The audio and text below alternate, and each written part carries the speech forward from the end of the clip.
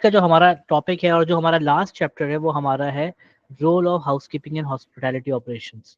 अब हमने बात करनी है कि अब जो हम शुरू से डे वन से जो हम बात कर रहे थे इस चैप्टर के अंदर कि हमने सफाई रखनी है, हमने हाउसकीपिंग रखनी है, हाउसकीपिंग का कोऑर्डिनेशन हमारा फ्रंट ऑफिस के साथ बहुत अच्छा होना चाहिए, हमारे पास सारी फैसिलिटीज़ मौजूद होनी चाहिए, हमारा इन्वायरमेंट क्लीन होना चाहिए, हाइजीनिक होना चाहिए, हमारे रूम्स अप टू डेट होने चाहिए। तो अब यहाँ पे हम देख रहे हैं कि वो हाउसकीपिंग क्या रोल प्ले करता है फ्रंट ऑफिस ऑपरेशंस के अंदर। ठीक है, तो उसके अंदर हम देख लेते हैं सबसे पहले जो चीज हमें दिख रही है वो है सब कम्युनिकेटिंग रूम स्टेटस। जैसे मैंने आपको बताया था कि जैसे ही आप कोई रूम किसी कस्टमर को देते हैं तो वहां पे सिस्टम के अंदर ऑटोमेटिकली रूम का स्टेटस चेंज हो जाता है और वो स्टेटस आ जाता है ऑक्यूपाइड। देन उसके बाद वो गेस्ट आपके रूम में रुका हुआ है, जैसे ही वो रूम स्टेटस ऑक्यूपाइड हो जाएगा फ्रंट ऑफिस के जितने भी लोग हैं उन सब तक एक मैसेज पहुंच जाएगा कि ये रूम अब हमने गेस्ट को दे दिया है, which means after some time, ज्यादातर ही होता है मॉर्निंग टाइम स्लॉट के ऊपर होता है कि अब इस रूम में हाउस कीपिंग सर्विसेज की रिक्वायरमेंट होना शुरू हो जाएगी। नेक्स्ट मॉर्निंग ये गेस्ट उठेगा तो इसकी रिक्वायरमेंट होगी कि मेरा रूम क्लीन हो जाए। तो अगर आप देखें तो हर होटल के अंदर क्या होता है कि मॉर्निंग के टाइम पे रूम्स के अंदर जाके वहाँ की बेडशीट चेंज हो रही होती है, वहाँ पे वॉशरूम क्लीनिंग हो रहा होता है, फ्लोर क्लीनिंग हो रही होती है, रूम क्लीनिंग होती है, डस्टिंग वगैरह की जाती है। इसके अलावा जो भी आपके सोप्स वगैरह है, शैम्पू वगैरह, उनकी रिफिलिंग होती है ताकि जो आपके गेस्ट हो उसको कन्वीनियंस प्रोवाइड की जाए। तो ये सारा किस तरीके से होता है, जब रूम स्टेटस चेंज हो जाता है तो आपको पता चल जाता है और आपकी जो फ्रंट ऑफिस है जो वो कम्युनिकेट करता है बेसिकली डायरेक्टली आपके हाउस कीपिंग डिपार्टमेंट से, इस रूम के अंदर अभी गेस्ट आ चुका है। अच्छा, अब जब वो गेस्ट डिपार्चर स्टेज के ऊपर आता है और वो पेमेंट क्लियर करके आपके होटल से चला जाता है तो देन जैसे ही आप उसकी पेमेंट सेटलमेंट करते हैं तो मैंने आपको पहले भी बताया था कि आपके रूम का स्टेटस चेंज हो जाता है। और अब वो रूम का स्टेटस चेंज होके क्या हो जाएगा, अब वो हो जाएगा जैसे अब जैसे डिपार्चर स्टेज हो जाएगी तो उसका स्टेटस चेंज होके आ जाएगा ऑन चेंज। अच्छा, अब जैसे ही ऑन चेंज होगा तो आपके जो फ्रंट ऑफिस है वो एक मैसेज समझे शूट करता है सिस्टमेटिक वे के अंदर हाउसकीपिंग को कि ये रूम जो है वो अब खाली हो चुका है, इस रूम की अब आपने सफाई करनी है। ज्यादातर जो होटल्स के रूम होते हैं वो 11, सवा 11, साढ़े 11 बजे खाली होते हैं। और देन हाउस कीपिंग को भी पता होता है कि ये सर्टेन टाइम पीरियड के अंदर जो रूम्स वगैरह खाली हो रहे होते हैं और इस टाइम हाउस कीपिंग आपका मोस्ट एक्टिव हो जाता है और वो क्या करता है, रूम में जाता है, रूम में जाके वहाँ की सारी सफाई करता है और वहीं से अपनी एप्लीकेशन के थ्रू फ्रंट ऑफिस को इंडिकेट कर देता है कि हमने ये रूम क्लीन कर दिया है। ऐसा नहीं होता कि एक लड़का जाएगा रूम के अंदर, रूम क्लीन करने के बाद वापस आएगा फ्रंट ऑफिस पे और आपके एजेंट को बताएगा कि मैंने रूम क्लीन कर दिया, ऐसा नहीं होता। वो सिस्टमेटिक वे के अंदर वो सॉफ्टवेयर के थ्रू आपको इंडिकेशन दे देगा कि मैंने रूम क्लियर कर दिया, अब ये रूम गुड टू गो है, आप किसी भी गेस्ट को दे सकते हैं। अच्छा, ये कुछ रिपोर्ट्स होती हैं जो फ्रंट ऑफिस बना रहा होता है और इसमें क्या चीज़ होती है सबसे पहले हम देख लेते हैं। अच्छा, अब कुछ रिपोर्ट्स ऐसी होती हैं जो फ्रंट ऑफिस बनाता है, कुछ रिपोर्ट्स ऐसी होती हैं जो हाउसकीपिंग बनाता है।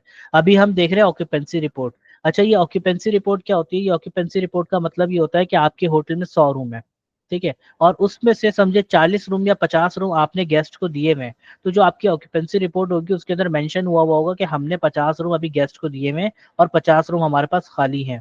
और ये सारी रिपोर्ट कौन बनाता है, ये रिपोर्ट बनाता है आपका फ्रंट डेस्क। इसके अंदर और कौन सी इंफॉर्मेशन होती है, इसके अंदर ये भी इंफॉर्मेशन होती है कि आज रात तक कितने लोग मजीद और हैं जो आएंगे। देखिए कुछ लोग होते हैं ना, वो आपको कॉल करके बोलते हैं कि भाई मैं आज, जैसे 18 तारीख है और जैसे कल 19 तारीख का आपके पास डेटा आता है, कोई बोलता है कि भाई मैं सुबह 9 बजे आ जाऊंगा, कोई बोलता है दोपहर में 2 बजे आऊंगा, कोई बोलता है मेरी शाम की 4 बजे की फ्लाइट है, कोई बोलता है मेरी 8 बजे की फ्लाइट है, कोई बोलता है रात को 10 बजे में आऊंगा।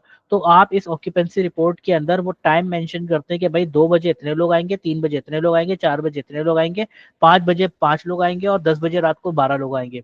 तो ये ऑक्यूपेंसी रिपोर्ट जब आपके हाउस कीपिंग के पास जाती है तो उनको पता चल जाता है कि हमें 2 बजे तक इतने रूम रेडी करने, 4 बजे इतने रूम रेडी करने, 5 बजे इतने रूम रेडी करने, 6 बजे इतने रूम रेडी करने।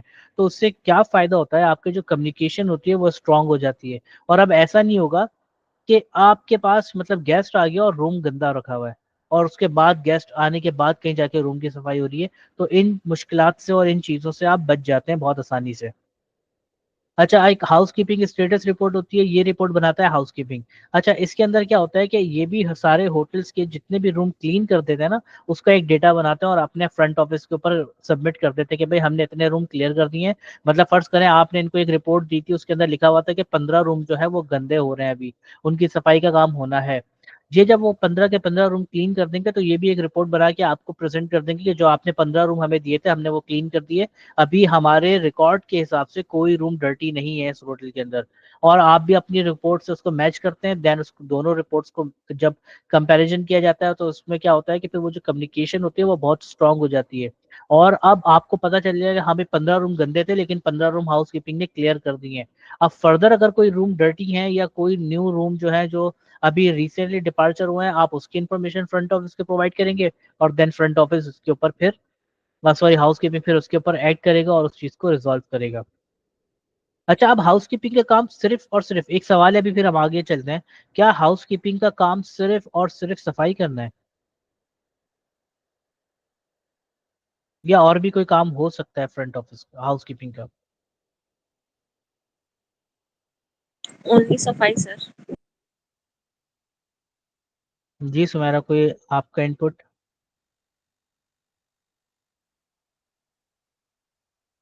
सर डिपेंड करता है कि स्टाफ जो है वो ट्रेन है या नहीं है। और उसके अलावा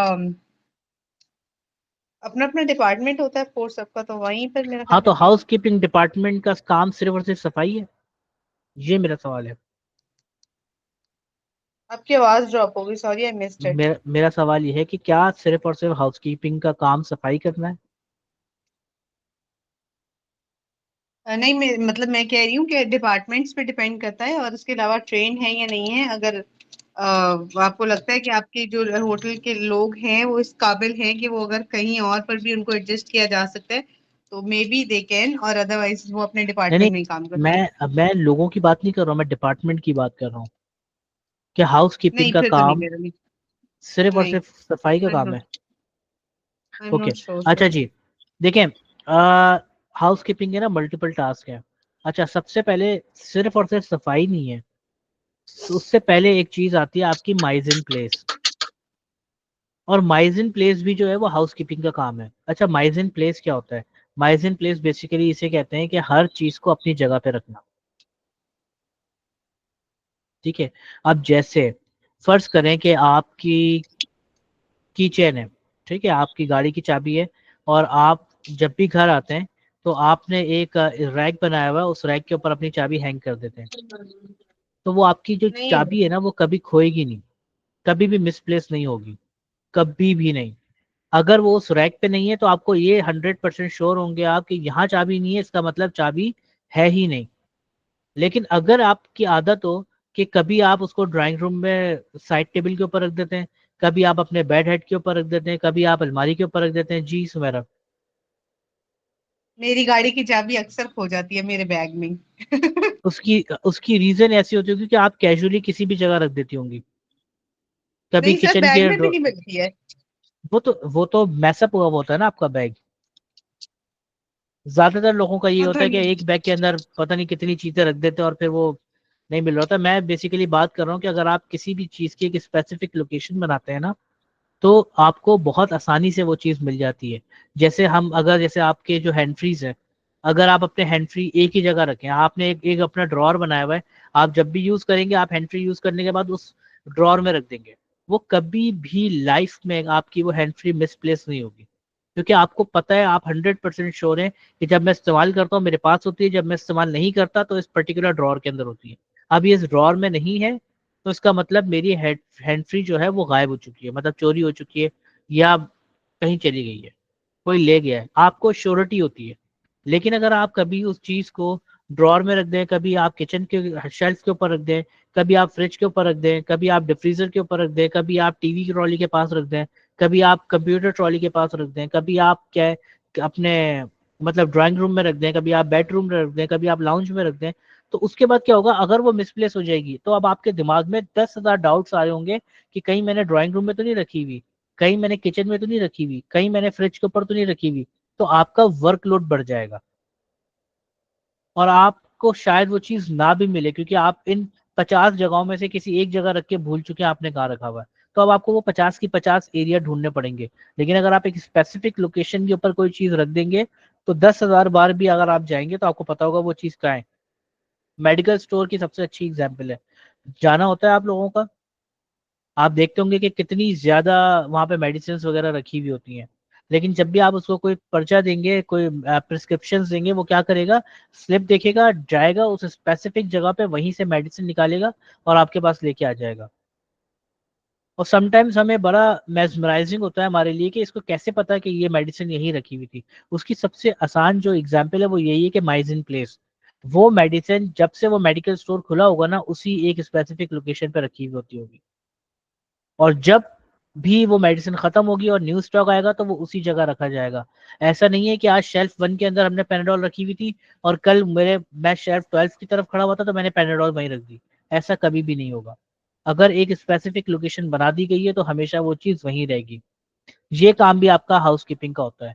अब ये कैसे, आपने अक्सर देखा होगा जो रूम्स के अंदर डेकोरेशंस वगैरह होती हैं वो बहुत आइडेंटिकल होती हैं।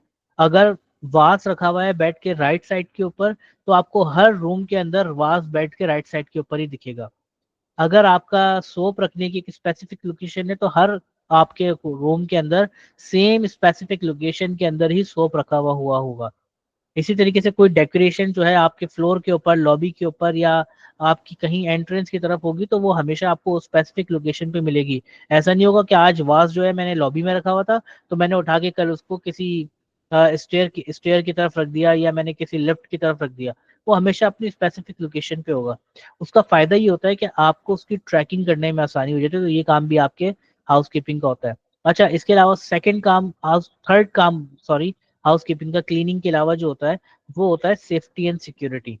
इस एलिमेंट को कोई देखता ही नहीं है, लोग मतलब इग्नोर ही कर देते हैं। अब वो सेफ्टी एंड सिक्योरिटी क्या है, अगर एक जगह गंदगी हो रही होगी तो उसका मतलब क्या है कि वहां पे ऐसी चीजें हो रही हैं जहाँ पे मतलब एक्सीडेंट होने के चांसेस है। जैसे अगर आपने देखा हो कभी मॉल्स के अंदर जब मोपिंग वगैरह हो रही होती है तो वहां पे एक वो टैग लगा देते हैं वेट फ्लोर का, जिससे उस आपके जो कंज्यूमर होता है, जो आपका कस्टमर होता है, उसको एक मैसेज मिलता है कि यहाँ पे अभी सफाई हुई है और ये फ्लोर अभी वेट है, यहाँ से स्लिप होने का खतरा है, तो वो दूसरी तरफ से चले जाते हैं। तो ये वाले काम भी जो है वो हाउसकीपिंग के होते हैं। इसके अलावा और क्या काम हाउसकीपिंग कर रहा होता है, मेंटेनेंस में बहुत मेजर रोल प्ले कर रहा होता है आपका। अब वो मेंटेनेंस के अंदर मेजर रोल कैसे प्ले करना होता है, जैसे आपके रूम के अंदर मैंने आपको पहले भी बताया था कि कोई चीज खराब हो जाती है, एसी वर्क नहीं कर रहा, या आपका जो कोई बटन खराब हो गया है, गेट प्रॉपर लॉक सिस्टम उसका काम नहीं कर रहा है, या गेट आवाज कर रहा है, या विंडो प्रॉपर तरीके से वर्क नहीं कर रही, तो एक हाउसकीपिंग रिपोर्ट बनती है हर रूम की। जब आपका जो एम्प्लॉय है ना, जो रूम में जाता है क्लीनिंग करने के लिए, उसके पास एक समझे पेपर होता है, उसके ऊपर मल्टीपल चीजें लिखी हुई होती हैं कि भाई रूम का, और वो क्या होता है बेसिकली, वो मैनेजर वॉक की तरह होती है। अब उस हाउसकीपिंग जो आपका स्टाफ होता है उसको ट्रेन किया जाता है कि जब आप रूम में जाएंगे तो ये आप स्लिप उठाएंगे और इसके ऊपर एक ही चीज के ऊपर टिक मार्क करेंगे। अब जैसे उस पर लिखा हुआ है कि बटन्स, जो नॉर्मल सॉकेट बटन्स होते हैं आपके, तो वो हर एक बटन को ऑन करके देखेगा, वो देखेगा वर्क कर रहा है नहीं कर रहा। अगर कोई एक बटन काम नहीं कर रहा या कोई एक लाइट वर्क नहीं कर रही तो वो उसको वहां मेंशन करेगा, लिखेगा उस रिपोर्ट के अंदर। अगर एसी प्रॉपर काम कर रहा है वो टिक करेगा, अगर एसी प्रॉपर काम नहीं कर रहा है वो लिखेगा कि क्या प्रॉब्लम आ रही है। अगर विंडो, वो आके विंडो ओपन करके देखेगा उस रूम की, अगर विंडो इजीली मूव हो रही है, ओके सब ठीक है। लेकिन अगर विंडो मूव नहीं कर पा रही सही तरीके से या कोई प्रॉब्लम आ रही है, वो अपनी उस रिपोर्ट के अंदर मेंशन करेगा, और वो रिपोर्ट जो है देन वो सबमिट होती है आपके मेंटेनेंस डिपार्टमेंट के अंदर। और फिर वो मेंटेनेंस डिपार्टमेंट वाले उस रिपोर्ट को देखते हैं और वो बोलते हैं इसके, इस फाइल के अंदर सारे टिक हुए हैं, मतलब इस रूम के अंदर कोई भी चीज खराब नहीं है, तो मेंटेनेंस वाले वहां जाएंगे ही नहीं। और अगर वहां पे कोई चीज खराब है और आपने बस जल्दबाजी में सब पे टिक कर दिया, बाद में रिस्पॉन्सिबल कौन होगा, वो बंदा जिसने उस फाइल के ऊपर टिक किया था और अपना साइन कर दिया एंड में। क्योंकि देखिए होटल के जो रूम होते हैं ना, वैसे ही सिक्योरिटी पर्पस की वजह से, जब हमने सिक्योरिटी चैप्टर पढ़ा था तो हमने देखा था ना कि होटल रूम के अंदर तो ऐसे ही आप मुंह उठा के जा भी नहीं सकते। एक स्पेसिफिक लोग होते हैं जो जिनको अलाउ होता है कि वही रेयर केसेस के अंदर रूम में जा सकते हैं, अदरवाइज कोई स्टाफ नहीं जा सकता, कोई अलाउ ही नहीं होता, इवन लॉबी तक में जाने के लिए अलाउ नहीं होता किसी को। तो उनमें से कुछ लोगों में से जो कुछ एक है ना डिपार्टमेंट, वो आपका हाउस कीपिंग है, वही रूम के अंदर जा सकता है, वही रूम जाके चेक भी कर सकता है। मेंटेनेंस वाला ऐसे आके गेट नॉक करके नहीं बोलेगा मुझे एसी चेक करना है, या कोई भी ऐसी उठ के आके रूम नहीं चेक करेगा। तो मेंटेनेंस वाले का जो भी इंफॉर्मेशन देगा, क्योंकि वो तो रूम में जा ही नहीं रहा, तो उसको बताएगा कौन के आपके इस फलाना रूम के अंदर एसी प्रॉपर वर्क नहीं कर रहा, तो वो हाउस कीपिंग वाला बताता है। तो हाउस कीपिंग की क्या काम है, एक तो